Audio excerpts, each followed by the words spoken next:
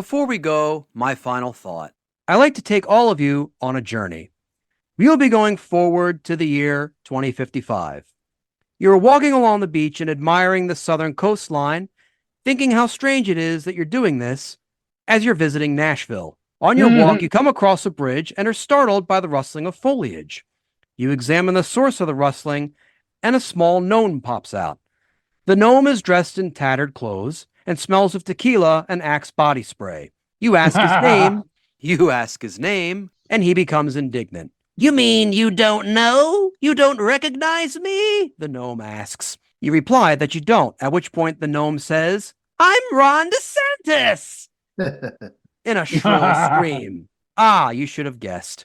Even though the clothes are rags, the pristine white boots are recognizable. Although now they come up to his hips, which explains why the gnome walks like the 1977 version of Fat Elvis without drugs. The Ron DeSantis gnome tells you that after Florida succumbed to the rising sea level, caused by a storm surge, which will be known in future history books with the status of the new classification of Category 10 Super Hurricane Dwayne, Ron DeSantis had no choice but to find the nearest bridge under which he could seek shelter and start a new life. Throughout the years since the inundation of Florida, the DeSantis gnome has sought to steal provisions from boats and seaplanes trying to flee to a drier climate, which doesn't exist, as everything not underwater in this country is now on fire.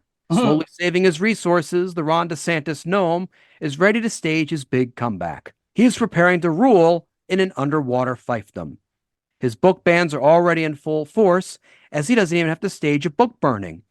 The offending texts in question will be easily gobbled up thanks to the super plankton that exists as a result of the trifecta disaster, nuclear spill / toxic waste spill / earthquake that occurred under the presidency of Bubba Boebert, Lauren's grandson, in 2049.